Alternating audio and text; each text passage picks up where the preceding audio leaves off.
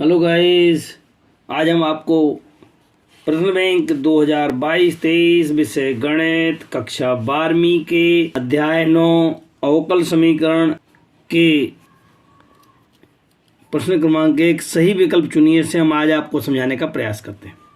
अब आप यहाँ ध्यान से देखते हैं, अभी भी हमारा चैनल जिन्होंने सब्सक्राइब नहीं किया वो जरूर सब्सक्राइब कर ले, ज़्यादा से ज़्यादा लोगों को शेयर करें ताकि छात्रों का ज़्यादा से ज़्यादा लाभ हो सके।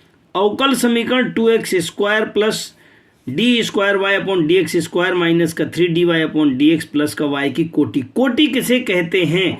कोटि किसे कहते हैं? इसके जो अंदर पावर होती है ना, ये डबल डिफरेंशियल, सिंगल डिफरेंशियल, जो ये चूंकि डबल डिफरेंशियल है अतः इसकी कोटि आपके पास कितनी होगी? 2 होगी। यहाँ पर यदि इसकी घात देखना है तो पहले तो इसकी कोटि देखना है। कोटि कितनी है? कोटि इसके पास 2 है। उस कोटि की अधिकतम कोटि जो कोटि है ना उसकी घात अर्थात इसकी घात कितनी है? 1 है। अतः इस अवकल समीकरण की घात कितनी हो जाएगी? 1 हो जाएगी। यहाँ पे h अपॉन एक्स वाले समघाती समीकरण को हल करने के लिए कौन सा प्रतिस्थापन? तो h अपॉन वाई को हम v काउंट करते हैं या x बराबर वी वाई, तो हमारा ये सी नंबर का आंसर सही होगा। इसके बाद चौथे में अवकल समीकरण का समाकलन गुणांक ज्ञात कीजिएगा, तो आप इसको नीचे ले जाएंगे और अवकल समीकरण का गुणांक निकालेंगे तो कितना हो जाएगा? y अपॉन में 1 माइनस का एक्स स्क्वायर। इसको आप थोड़ा सा हल करेंगे तो अवकल समीकरण का गुणांक अर्थात IF कितना हो जाता है? 1 अपॉन रूट ऑफ 1 माइनस का वाई स्क्वायर। अवकल समीकरण में यदि हम इसमें बात करते हैं, इसकी कोटि और घात की बात करते हैं, तो पहले तो रूट नहीं होना चाहिए, अर्थात इसको आप इधर ले जाएंगे और दोनों वर्ग करेंगे तो आपके पास कितना हो जाएगा? कोटि तो 1 ही है क्योंकि इसमें कोई अंदर तो स्क्वायर है नहीं है। कोटि 1 हो जाएगी, कोटि तो 1 हो गई, अर्थात ये वाला स्टेप चेक करेंगे और इसकी घात कितनी है? 2 है, तो कोटि 1 कहलाएगी क्योंकि dy अपॉन डी एक्स है। D square y d x square होता तो घात 2 कोटि 2 हो जाती, चूंकि यहाँ dy अपॉन डी एक्स है अतः इसकी कोटि 1 होगी और इसकी पूरे की घात कितनी है? 2 है, अतः इसकी घात 2 होगी, तो कोटि 1 और घात 2 होगी। इस सवाल में भी कोटि 1 है और इसकी घात कितनी है? 2 है। इस सवाल में यदि बात करते हैं तो यहाँ पे आपके पास क्या है? ये आपके पास कोटि 2 हो गई है, ध्यान रखना, double differential dy square upon d x square है, अतः इसकी कोटि कितनी हो जाएगी? 2 हो जाएगी और इसके ऊपर घात कितनी है? 1, अतः इसकी कोटि 2 और घात 1 हो जाएगी। यहाँ इस सवाल में ध्यान देते हैं, इसकी कोटि 2 हो जाएगी और घात 1 हो जाएगी। ये वाला आंसर बी नंबर का सही है। यहाँ आ जाते हैं, यहाँ पे कोटि आपके पास 2 हो जाएगी। थोड़ा सा हल कर लेते हैं। इसमें अगर आप इसका स्क्वायर, ये जो 1/3/2 लिखा है, इसको यहाँ ले जाएंगे, दोनों ओर स्क्वायर करेंगे तो पावर 3 बचेगा, केवल 3 का यहाँ पे सॉल्व करेंगे, 3 2 जा 6 हो जाएगी, तो घात कितनी हो जाएगी? 6 हो जाएगी, अर्थात कोटि 2 और घात 6 हो जाएगी। यहाँ रेखीय अवकल समीकरण में इंटीग्रेशन फैक्टर क्या हो जाता है? इंटीग्रेशन फैक्टर का फार्मूला होता है IF = e⁻p⁴ होता है। यहाँ पर P और Q क्या है? P जो है dy अपॉन डी एक्स, तो P और Q क्या है? x के चर हैं, तो क्या हो जाएगा? P और Q क्या है? अचर अथवा x के फलन हैं। यहाँ पे कितना हो जाएगा? अचर अथवा y के फलन। क्यों? क्योंकि यहाँ पे dx अपॉन dy दिया हुआ है, यहाँ पे dx अपॉन dy था, यहाँ पे dy अपॉन dx था। जब dy अपॉन dx होगा तो x के फलन होंगे, जब dx अपॉन dy होता है तो यहाँ पे y के फलन। Next, dy upon d x P d x plus का q इक्वल टू हल का एक तो इंटीग्रेशन फैक्टर निकाल लेते हैं। इंटीग्रेशन फैक्टर क्या होता है? e⁻p⁴ के। तो यहाँ पे जो फार्मूला होता है वो क्या हो जाता है? इंटीग्रेशन फैक्टर अर्थात y into I F is equal to Q into I F का इंटीग्रेशन dx होता है। सो इंटीग्रेशन फैक्टर क्या था हमारे पास? e⁻p⁴ था, तो इसको दोनों मल्टीप्लाई करेंगे, अर्थात आपका डी नंबर का आंसर यहाँ पे सही हो जाएगा।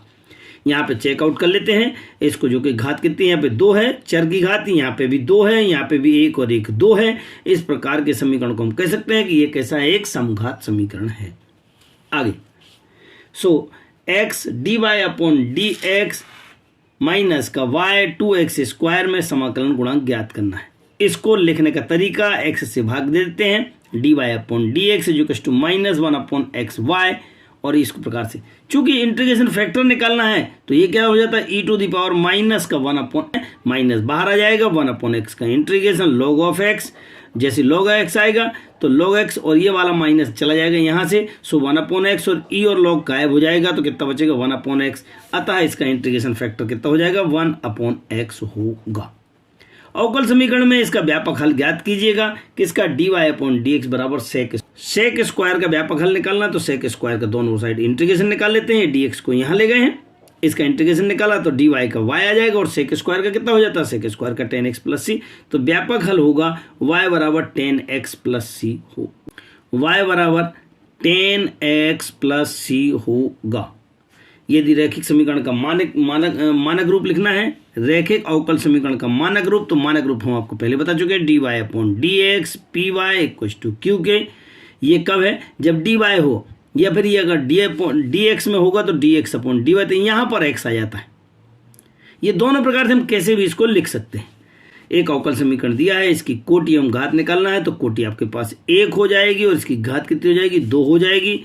इसकी कोटि एवं घात, तो इसकी भी कोटि आपके पास 2 है, और जब दोनों ओर का वर्ग करेंगे, क्योंकि अंडर रूट नहीं रहता तो अंडर रूट को हटाना है, तो यहाँ पे वर्ग भी करेंगे तो इसकी घात 2 भी हो जाएगी, तो यहाँ पे कोटि भी 2 होगी और घात भी 2 होगी।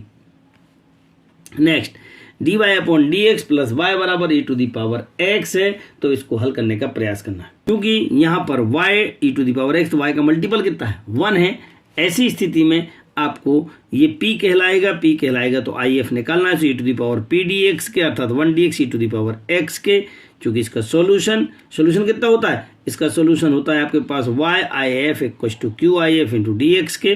if कितना निकला e⁻x, मान रख देंगे e⁻x, ठीक है ना, और q का मान भी e⁻x था ही, तो q का रखेंगे e⁻x और if का भी e⁻x, तो e⁻2x का इंटीग्रेशन कर देंगे e⁻2x/2, और इस 2 को आप इधर ले जाएंगे तो आपके पास आंसर आ रहा है e⁻x को भाग दे देंगे, सो 2y = e⁻x plus c e⁻−x आपका कंप्लीट आंसर होगा।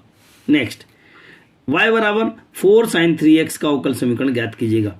अरे तो भाई dy/dx = 4, तो पहले से था साइन का कितना हो जाता है cos हो जाता है, और 3x का 3 मल्टीपल में चला जाता है, क्योंकि अवकल समीकरण है।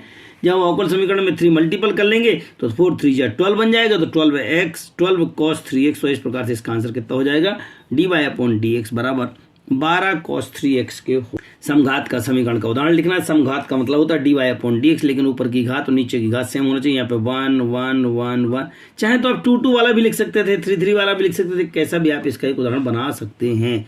रैखिक समीकरण का उदाहरण, चूंकि आपके पास ये था, आपके पास dy/dx py = qk, सो dy/dx और यहाँ पे माइनस का 2y = 3x, तो ये y आना चाहिए और कुछ एक्स्ट्रा प्लस यहाँ पे आना चाहिए। इस प्रकार से हम इसे रैखिक समीकरण कह सकते हैं। dy/dx माइनस का y cos x, इसका इंटीग्रेशन समाकलन गुणांक निकालना, समाकलन गुणांक कितना होगा इसका माइनस का 1, p हो जाएगा, तो e⁻p/dx अर्थात e⁻−1dx, e⁻- का कितना हो जाता है माइनस का -x हो जाता है। ये आपके पास क्या हो जाएगा, इसका इंटीग्रेशन फैक्टर होगा। नेक्स्ट x² dy/dx बराबर 2 का व्यापक हल निकालिए। सो कैसे निकालते हैं जरा ध्यान देते जाना। क्या था आपके पास dy/dx 2/x², ये वाला x² नीचे चला गया। आप थोड़ा सा स्क्रॉल करते जाएं, दोनों ओर इंटीग्रेशन ले लेंगे, dx इधर चला जाएगा, सो dy इंटीग्रेशन = 2/x² dx के करें इसका इंटीग्रेशन तो y आ जाएगा, इसका इंटीग्रेशन चूंकि ऊपर जाएगा तो ये माइनस का 2 प्लस का 1 इंटीग्रेशन कर लेते हैं, कितना हो जाता है माइनस का 1/x², माइनस का 1/x होता है, कितना होता है माइनस का 1/x होता है। तो ये आपके पास कितना हो जाएगा y = c माइनस का 2/x, तो आंसर कितना हो जाएगा y = c माइनस का 2/x, इसका आंसर होगा। नेक्स्ट यहाँ पे p का मान बताना, तो p का मान x से डिवाइड करो, पहले x से डिवाइड कर देते हैं, क्योंकि यहाँ पे dy/dx को कितना होना चाहिए मल्टीपल 1 होना चाहिए। सो यहाँ पे हम x से डिवाइड कर देंगे, x से डिवाइड किया तो 3x बचेगा और यहाँ पे x²। अब आप कंपेयर करेंगे तो ये तो p कहलाएगा और ये क्या कहलाएगा q कहलाएगा, कब जबकि /x डला हो। सो /x करेंगे तो यहाँ 3x बचेगा माइनस के साथ में, ये p हो जाएगा और q = कितना हो जाएगा x² के, कितना हो जाएगा ये x² हो जाएगा। यदि हम अगले क्वेश्चन की बात करते हैं तो यहाँ कोटि और घात निकालते हैं, तो कोटि तो आपके पास 1 है और घात करें बात तो घात कितनी हो जाएगी, क्योंकि यहाँ का अंडर रूट नहीं होना चाहिए, अंडर रूट हटाएंगे यहाँ पे स्क्वायर करेंगे तो 3 दूनी 6, अर्थात इसकी कोटि 1 होगी और घात 6 हो जाएगी। प्रथम कोटि हम 2 घात का एक अवकल समीकरण, तो प्रथम कोटि और घात 2 का एक अवकल समीकरण। उदाहरण लिखना तो कोई सा भी आप बना करके आप लिख सकते, कोई दिक्कत वाली बात नहीं है। y बराबर mx प्लस c के संगत अवकल समीकरण, सो इसका अवकल समीकरण हो जाता है डबल डिफरेंशियल, क्योंकि इसका आप एक बार डिफरेंशियल करेंगे तो m आएगा, फिर एक बार और करेंगे तो 0 आ जाएगा, अर्थात ये वाला इसका आंसर तैयार हो जाएगा। यह एक आपका समघात समीकरण है, क्योंकि यहाँ पे x स्क्वायर घात 2 है, ये x बाय x 1 और 1 2 है, यहाँ पे भी घात 2 है, अतः यह एक समघात समीकरण है। अवकल समीकरण को हल करने के लिए यहाँ पे अब ये एक रेखीय समीकरण है, क्योंकि ये dx अपॉन dy बनेगा और फिर उसके बाद इसको सोल्व किया जाएगा, तो ये एक रेखीय समीकरण बन जाता है। यह भी एक रेखीय समीकरण, ये इसमें समाकलन गुणांक निकालना है, तो कितना हो जाता है e to the power minus का y होता है। हम आपको आगे के सवालों में और विस्तार से इनको हल करके भी बताएंगे। यहाँ पर यदि हम देखते हैं तो यहाँ पे इंटीग्रेशन फैक्टर क्या होता है, e to the power p d x होता है। p कितना है हमारे पास, a है, तो a डालेंगे तो यहाँ पे कितना हो जाएगा e to the power ax, अर्थात ये वाला आंसर सही होगा। यहाँ पे बात करते हैं double differential plus a square y की घात ज्ञात करना, तो घात कोटि तो 2 हो जाएगी और घात 1 होगी, तो कहाँ है, घात 1 हो जाएगी। यहाँ पे ये एक क्या है, यह एक रैखिक समीकरण है और यह एक समघात समीकरण के ऊपर का फंक्शन दोनों का सेम है, 1 1 1 1, अतः यह एक समघात समीकरण कहलाता है। क्वेश्चन नंबर 4 में लिखा है निम्नलिखित कथन सत्य असत्य लिखिए। तो पहला क्वेश्चन दिया है dy upon dx e to the power x plus का y का व्यापक हल। हाँ, ये सत्य है, हम इसे आगे चल करके हम इसे हल करके भी आपको कुछ क्वेश्चनों में बताएंगे। यदि यहाँ पे देखते हैं समघाती, तो हाँ ये घात 2 है, ये भी घात 2 है, 1 और 1 2 और ये भी 2 है, अर्थात सब में पूरे में घात 2 समघात है, अतः इसे समघाती समीकरण नहीं है लिखा है, ये तो गलत है, ये तो समघाती है, इसलिए ये आंसर क्या हो गया, गलत है, क्योंकि ये नहीं लिख दिया है। अगर वो है लिखता ना तो सही हो जाता। अवकल समीकरण का इसका हल, हाँ ये सत्य है, हम इसे हल करके आगे वाले क्वेश्चनों में हम आपको बताएंगे। यह भी एक रेखिक अवकल समीकरण नहीं है। क्यों नहीं है, क्योंकि यहाँ बीच में एक प्लस का निशान लग गया है जबरदस्ती का, ये आपको अवकल समीकरण नहीं है।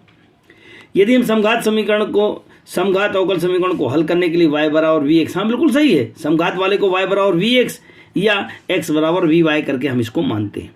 यदि हम यहाँ बात करते हैं तो ये क्या है, चरों के पृथक्करण के द्वारा हल कर सकते हैं। हाँ ठीक है, क्योंकि इसको क्या होता है, dy के नीचे y वाले पदों को और x के नीचे x वाले पदों को ले जाते हैं, तभी हम उसको हल करते हैं, अर्थात चरों के पृथक्करण विधि की सहायता से। सही है, बिल्कुल सही है। dy अपॉन dx बराबर cot x, तो इसका इंटीग्रेशन कर लेंगे, यहाँ पे dx ले जाएंगे, y का इंटीग्रेशन dy का y हो जाएगा और cot x का कितना होता है, cot x का log sin x होता है, प्लस का c, आंसर सही है। इसकी कोटि, अरे यहाँ दिख रही है कि 2 है, फिर भी वो 1 लिख रही है, तो गलत है आपका। नेक्स्ट, इसकी घात कितनी है, 2 है, कोटि 1 और घात 2 है, सही है, बिल्कुल सही है। यहाँ पे आगे बढ़ते जाते हैं। यदि यहाँ पे इसका हल, तो इसका डबल डिफरेंशियल निकालेंगे, उसके बाद इसको हल करेंगे, तो ये हल सही है आपके पास। यह एक समघात समीकरण गलत है, क्योंकि यहाँ पे आपके पास घात नहीं है, x और y नहीं है। अगर यहाँ पे भी होता है x की घात 2 या y की घात 2 या x इंटू वाई कुछ भी होता, तब ये समघात हो जाता, परंतु ये समघात समीकरण नहीं है। ये लिख रहा समीकरण है समघात फलन है, जबकि ये नहीं है, इसलिए गलत हो गया। इसका क्या हो जाता है, समाकलन गुणांक e to the power p d x होता है। जब पी डी एक्स होता है और ये फंक्शन क्या है, d x upon d y है, तो ये पी डी वाई बन जाएगा। नेक्स्ट, समाकलन गुणांक इसका निकालना है, तो माइनस का 1 अपॉन एक्स, माइनस का 1 अपॉन एक्स का इंटीग्रेशन हम आपको अभी सवाल नंबर 2 के पहले में सविस्तार समझा चुके हैं। सही है यही आंसर, और इसका भी यह एक रैखिक समीकरण, यह भी सत्य है। रिक्त स्थानों की पूर्ति करना है।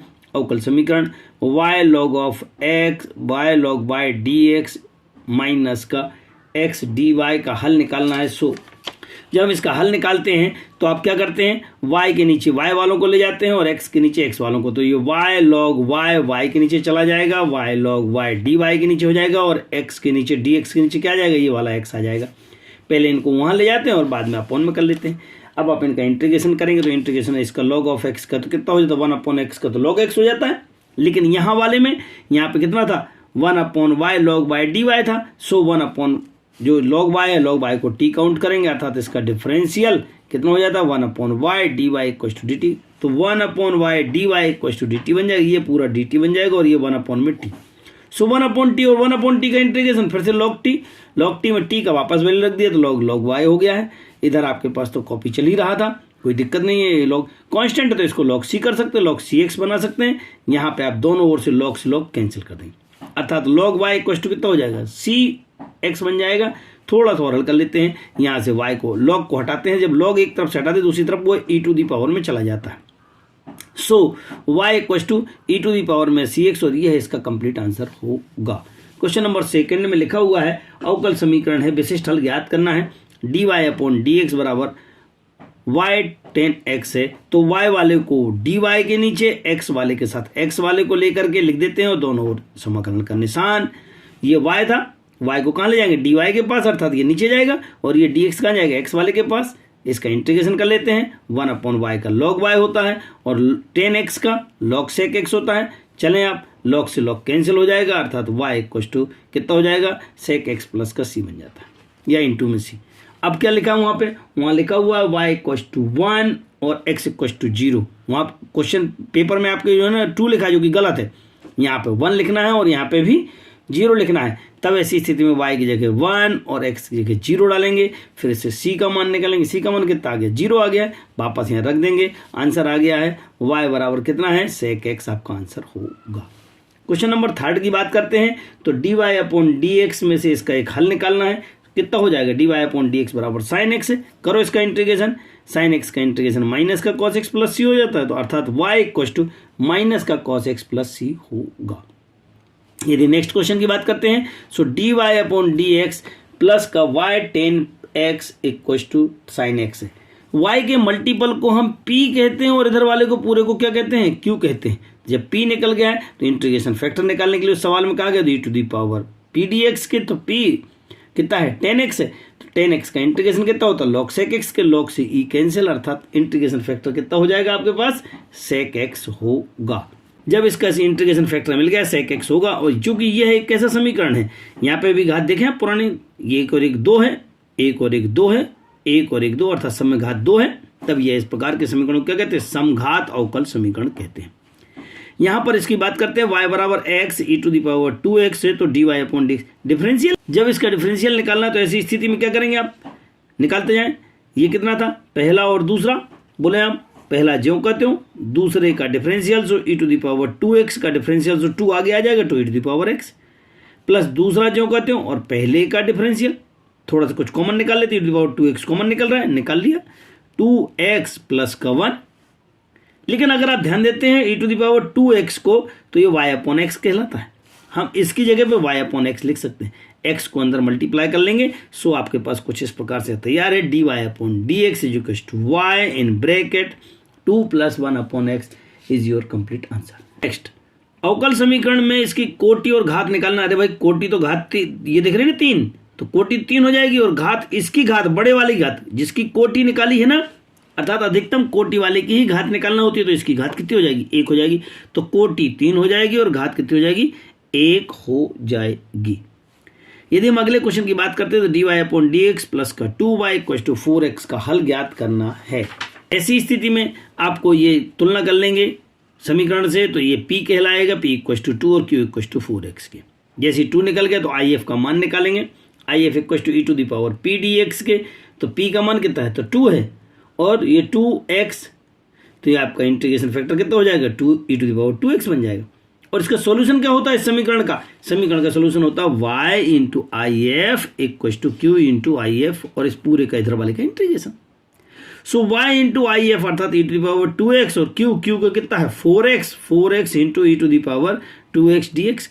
करो इसका इंटीग्रेशन, 4 तो आउटसाइड ले लिया अपन ने, कोई दिक्कत ही नहीं है। पहला दूसरा इनका दोनों का इंटीग्रेशन करना, तो पहला ज्यों कहते हैं, दूसरे का इंटीग्रेशन माइनस पहले का डिफरेंशियल, दूसरे का इंटीग्रेशन का होल इंटीग्रेशन। ये 4 आपका आउटसाइड ही चल रहा था, पहला ज्यों कहते हो, दूसरे का इंटीग्रेशन अर्थात e to the power 2x का integration, e to the power 2x upon में 2 माइनस पहले का डिफरेंशियल, ये कितना हो गया 1, और इसका integration e to the power 2x का, तो e to the power 2x upon में 2, और इसका फिर से इंटीग्रेशन निकालना है, तो फिर एक बार और 2 आएगा, अर्थात 2 जो कितना हो जाएगा 4 हो जाएगा।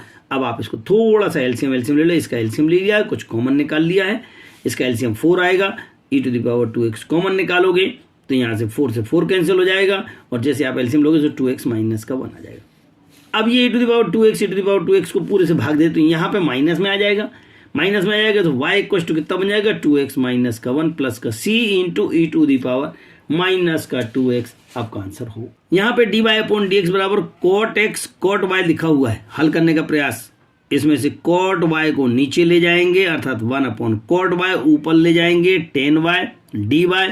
यहाँ तो आपके पास cot x था ही यहाँ पे। अब आप दोनों का इंटीग्रेशन, tan y का इंटीग्रेशन होता log sec y के और cot x का इंटीग्रेशन होता log sec x प्लस का c मतलब log c। इन दोनों को पहले सॉल्व कर लिया, फिर log पूरे से गायब कर दिया है, तो sec y equal to c sin x आपका आंसर होगा। नेक्स्ट dy अपॉन dx बराबर 4y है, तो इसको आप इंटीग्रेशन कर लेते हैं, तो y वाले को y वाले के पास ले गए नीचे, सो dy अपॉन में y equal to 4 into dx। थोड़ा सा और सॉल्व कर लिया, इंटीग्रेशन ले लो जरा। 1 अपॉन वाई का कितना होता है log y, और ये 4 और x तो 4x, यहाँ पे कितना हो जाएगा, यदि अब log गायब करेंगे तो y equal to c e to the power 4x, क्योंकि हम c को log c भी लिख सकते थे। कुल मिलाकर के ये पूरा का पूरा आपका आंसर कितना हो जाएगा, y equal to c e to the power 4x या y equal to e to the power 4x plus c, कुछ भी आप लिख सकते हैं, कोई ऐसा घबराने वाली बात नहीं। सो इस प्रकार से क्वेश्चन नंबर 1 से 5 तक बहुविकल्पीय प्रश्न आपके आज समाप्त हुए। हमें पूर्ण उम्मीद है कि आपको बहुत बढ़िया समझ में आया होगा। अभी भी हमारा चैनल जिन्होंने सब्सक्राइब नहीं किया है वो ज़रूर सब्सक्राइब कर लेवे, ज़्यादा से ज़्यादा लोगों को शेयर करें, बेल आइकॉन दबाएं ताकि समय से हमारी वीडियो आपको प्राप्त हो सकें। सहयोग के लिए धन्यवाद।